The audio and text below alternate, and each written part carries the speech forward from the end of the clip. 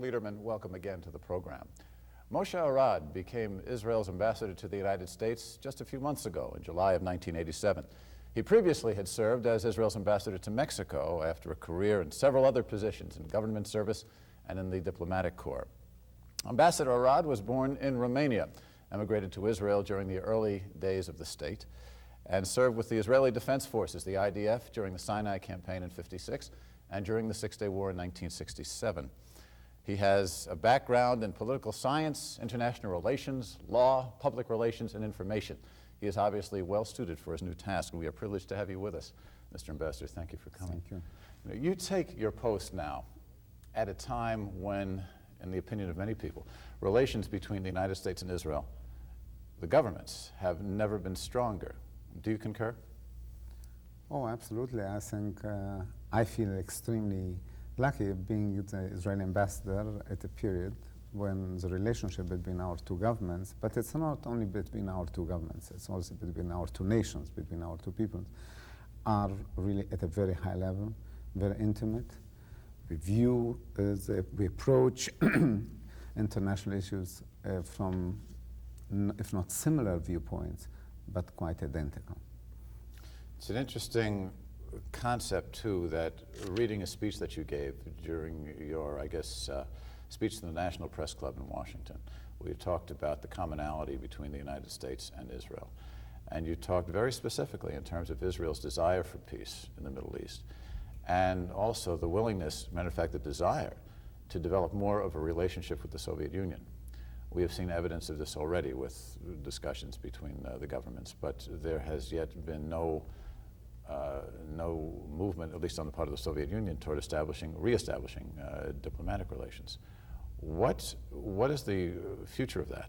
And also, what is the feeling of the United States about this happening? Well, let me stress that what we share before we go into the Soviet Union, the aspects of the involvement of the Soviet Union, what we share with the United States is not just common values and an equal commitment for democratic institutions, but also strategic interests. And we feel that we in the Middle East have a common agenda together with the United States. Having said this, and against this background, I think it's important to realize that while we like it or not, there is a Soviet presence in the Middle East. And we have to talk not only to our friends, but also to our adversaries, and in the Middle East to our enemies. The Soviet Union has played a positive role in the establishment of the State of Israel. It has made a severe mistake by cutting off diplomatic relations with Israel in 1967. I think they realize it, even if they won't admit it publicly, they do admit it in private. And there is a certain interest on behalf of the Soviet Union also to establish a certain dialogue with us. We didn't reject this concept, though we are aware of the fact that the Soviet Union has and indeed continues to be the major arms supplier for the Arab countries, is still supporting the PLO, and its overall role in the last 20 years hasn't been a very constructive one. But this doesn't mean that we lost our interest or that we don't have an interest in establishing a dialogue and to try to work out, and for them to understand our point of view. Does it also mean that the Soviets' interests might change, might move a little bit more in a more friendly vein toward Israel? Well, you know, there are no permanent friends, there are only permanent interests when you talk about major powers. We feel that there is a certain curiosity, a certain interest on behalf of the Soviet Union. I think it's premature to talk about a changing policy of the Soviet Union toward Israel. There are indications, but there is still a long way to go. They obviously have an interest to get involved in the peacemaking process, but unwilling as yet to pay the full price for the ticket that is necessary to buy or which would necessarily bring them into this club. Which is the reestablishment of diplomatic relations. And also some other aspect, not less important than the establishment of diplomatic relations, is to enable Jews who live in the Soviet Union, who are willing to come and have expressed their interest and have expressed their willingness to come to Israel. to return to their country where they actually naturally belong. Let's talk about that a bit. That's a very major important consideration for us. As we sit and talk today, as we tape, Premier Gorbachev is denouncing Joseph Stalin.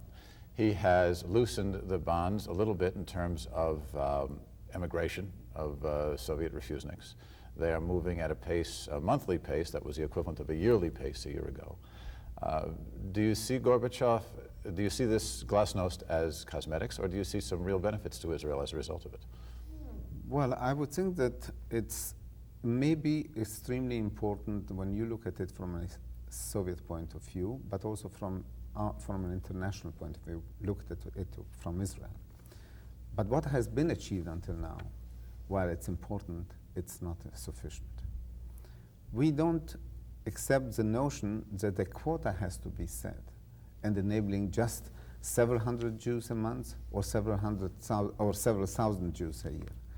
We would like that the Soviet Union would recognize the concept that the right of Jews to come to Israel is something which they don't have to plead for. It's not something that one has to present lists. It's not something that they have to undergo certain tests in order whether they are capable or whether they are permitted to leave. It should be part of their natural rights, and we offer them Israel as the natural state, the natural place for them to be. And certainly, Mr. Gorbachev and his people understand that this is what Israel wants. At the same time, there's also a great deal of protocol, a great deal of politics with people. In this situation, there's no exception. Do you feel, though, that the Gorbachev regime is moving in the direction of getting rid of all quotas and just has to proceed at a pace in order to save its own face to the world community? Well, I'm not privy to all the consideration and to all the debates which are, I'm sure, going on behind the scenes in the Soviet Union. Oh, but you know something. But I would say that we view definitely positive steps on behalf of the Soviet Union. We had the opportunity only last month, 6 weeks ago, when the Soviet foreign minister met, Mr. Shevardnadze met with Mr. Peres. There is definitely a change in the positive direction. But let's also clarify, as far as Israel is concerned, the enabling Jews to leave the Soviet Union shouldn't be part of a political give and take or even of part of an international negotiation. It's a basic rights of Soviet Jews which should be observed, and we expect the Soviets to behave accordingly. And we'll keep putting pressure on to make sure that there is some movement at all times? I don't think there can be any doubt in the Soviet mind, in the Soviet leadership mind, what the position of Israel is. But I would like to say not only of Israel, and not only of American Jewry. I had the opportunity just a few days ago to meet a number of members of Congress, black, white, Hispanics. The issue of Soviet Jewry has become today not only a Jewish issue. It has become a national issue in the United States. It has become an international issue as far as European countries are concerned, as far as Israel, and as far as the United States are concerned. Again, interesting, because we were talking a few days ago where people are saying, you know, the enemies of Israel are no longer talking in terms of wiping Israel from the map. It's how to coexist with the state. The friends of Israel, excuse me, the friends of Israel at the same time are watching a new independence in Jerusalem and Tel Aviv in the country. And this is causing some consternation among especially American Jews who feel that, well, I have a vested interest in Israel, I love Israel, I give money to Israel. What is this country doing? How do you deal with Israel's policies versus what American Jews think should be Israel's policies? Before I go into it, you made a short comment about Israel's enemies, and I don't think that the fact that they change their vocabulary or the fact that the Syrians are saying today that they want to reach a strategic parity with Israel means that they are in any less dangerous, in any way less dangerous to Israel than they were 20 years ago when they openly said they want to wipe out Israel off the map. This is just because you made your comment in passing, and I think it's less realistic. But they don't realistically think they're going to do it, whereas maybe 20 years ago they did. True. Well, I don't know what realistic is in the minds of some leaders from the Middle Eastern countries. I would suggest that we should be extremely careful not to attribute to other people or to other leaders the same consideration, logical consideration, that we might agree upon. What I am saying is that it's not likely that Israel would be faced with another invasion or with another war in the immediate future, but that preparations are going on in a country like Syria to reach what they call strategical parity, which is, in other words, being capable to strike at Israel. That's something which, for us who live in this neighborhood, is something which we constantly have to think about it and be prepared for it. And always will. And always will. All right, but at the same time, there is not that immediate threat of extinction. Is there not that exists? No, I think Israel looks forward with confidence to its next 40 years or 400 years. We are about to observe 40 years since the establishment of the State of Israel.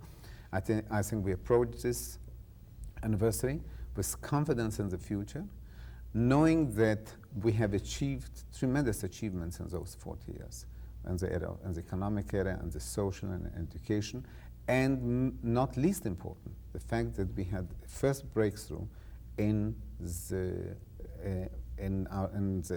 capability to establish a peaceful relation with the most important Arab countries and to sign the peace agreement with Egypt. This is how we approach and how we look with confidence into the future. And this is why I think we tend also to reach a stage in our development in which we can consider advice, we should consider advice, we should listen to friends, but I think the responsibility is ultimate our responsibility. This growing up process, to take us back to my question of a couple of moments ago, this growing up process where Israel is now a 40-year-old nation and has its own agenda, granted it has, it discusses things with its allies, but when it takes independent actions that create concern here in the United States among the American Jewish community, and you get negative feedback from the American Jewish community, how do you answer? Well, I think that I regard my task as ambassador to Washington, to the United States, not only as accredited before the United States government and before the United States administration.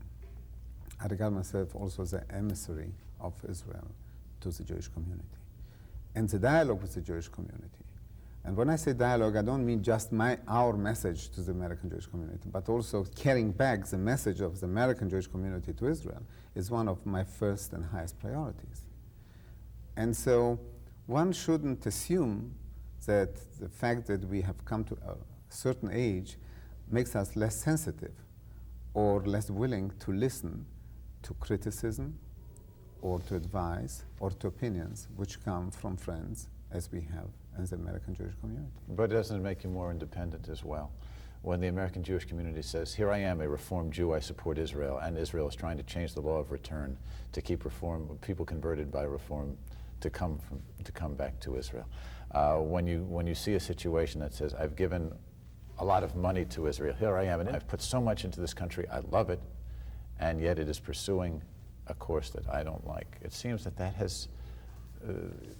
No, I don't think that we have become less sensitive, under no form. And I don't regard the contributions only as a matter, one shouldn't see it only in dollars and cents. It's a matter of mutuality, it's a matter of unity, and I think there is a growing understanding in Israel to the sensitivity which the American Jewish community addresses itself to the issue of who's a Jew. And I think that we have seen parts of in the Israeli political community, in the Israeli parliament, among Israeli politicians, there is a growing understanding of the importance, of the paramount importance, which American Jewish community addresses to the issue of who is a Jew. And I don't think that there is any ignorance, or there can be pretension of any ignorance on behalf of those who are suggesting these changes. I think the majority in Israel, the fact is that such changes didn't pass.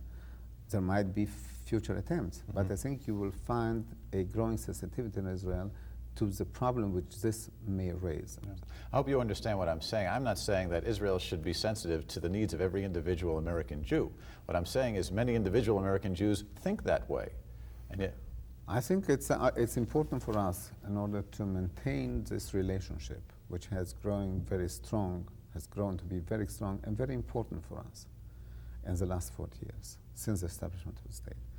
One has to nurture it, one has to support it, not just by carrying messages in one direction, but by being extremely sensitive to the messages which come in from the different directions. Interesting. And this is not only a relationship which can be viewed only as part of the economic support or philanthropic support. I think we would like to see develop to further to involvement, to visits, to educational projects, to project independence, which would see investments, increasing tourism. So there is a whole agenda. And the issue which you touched, it's part of this agenda. Another part that growth brings is a different type of scrutiny by the media, especially here in the United States. I would assume that another one of your major jobs would be working on Israel's image within the media here in the United States. It has been unusually, compared to the previous 39 years or 38 years, unusually critical of Israel lately, and I'm sure this is a concern to the Israeli government as well as to you. Well, it's of concern to me. I obviously invest a lot of time in meeting with people from the media, but one has to understand that media reflects certain realities, and the realities are stronger than the messages and the images that the media can create. Now, I'm saying this not because there aren't, or I can't enumerate to you cases in which there were attempts to present a faulty image or an incorrect image of Israel. But what I'm saying, I think we have to be concerned with the reality back home, to make sure that we maintain our democratic institution, to make sure that we convey the message that Israel desires peace, and not only as a recent change of tone, but it's our policy since the establishment of the State of Israel. And of course, I will continue to make efforts and will make efforts also to impress upon media representatives, whether they are here or whether they go to Israel, about our major achievements and major policy interests. What do you see as how do you see the media portraying Israel here in the United States? Well, I don't think one can generalize it. I think there is a tremendous interest in what's going on in Israel. I think Israel is constantly being under a microscope, being put as a test by standards which you may not apply. You probably, as the media, doesn't apply to other countries. It is the media doesn't apply to other countries. The old correct. Double standard. They expect from us more. They apply to us higher tests. And in a way, we have initiated, or we came them to expect our behavior in the last 40 years. They became to expect from Israel a higher standard. So there is here a tendency, on one hand, to exaggerate in mentioning or in pointing out at deficiencies in the Israeli system, and God knows that there are, like in this country and like in any other country. So you don't feel... But there is a tendency to concentrate on certain aspects and to magnify it. You don't feel then, especially with your background in media and public relations and the press, do you feel then that there is a deliberate effort on the part of some media to distort, or do you feel that this is just the kind of inspection that the media gives any public official or country in the public? I think any generalization here is dangerous. You have people, you probably have individuals which have their preconceived ideas and are trying then to convey them through a reporting, and that brings us to unfair criticism or unfair coverage of Israel. But in general, I would not be the first to complain on it. Because there was a great deal of consternation among government officials when NBC did a documentary on the West Bank a few months ago, to the point where Israel revoked NBC's credentials for a while, or prohibited government people from talking to NBC. There's been a lot of concern with the Washington Post. You're saying then that this is nothing that will be a long-term problem, or that these are individual situations that, as you say, you didn't want to generalize? I said I don't want to go into a specific program. Indeed, the program that you referred to was extremely critical, unfair, and biased against Israel. But I would not like to suggest that in NBC there is a general tendency against Israel. I think it would be unfounded, incorrect, and I think this only makes our mission, our commitment. We need to work harder in order to convey and to give the total picture. There is a tendency at some point to take things or to take certain events out of their general context. There might be events which will convey a negative image of Israel. This is not the general picture. The fact is that if you look back objectively at what Israel has achieved in the last 40, in spite of the war, in spite of the fact that it lived under siege from its neighbors, that's something that we can be proud of. And the basic situation still exists. Israel has always said it will meet the Arabs face to face, or now they're even saying in an international forum, in order to seek peace. Well, I think Israel has not only demonstrated its willingness to make sacrifices for peace, as we have done in the peace agreement with Egypt, but it also has shown its dedication to come and meet the Arabs at the negotiating table, to come and meet with the Jordanian-Palestinian delegation, to come and meet and understand the other position, but taking in consideration that we, in order to reach an agreement, as it happened with Egypt, we need direct negotiation, bilateral negotiation, without preconditions, and without the interference of the major powers. If the major power would like to bring the parties involved to the negotiating table, that's fine. But we don't view a significant role in the negotiating process for the major powers. In the few minutes we have, let's skip over to the Persian Gulf and talk a little bit about that. Somebody asked, well, where are Israel's sympathies in the Iran-Iraq war? And I was trying to figure out, not to make light of this, but it's almost a choice between two bad vegetables from Israel's point of view. What is your feeling about the Persian Gulf now, and where do you see Israel's sympathies, if any? Well, I see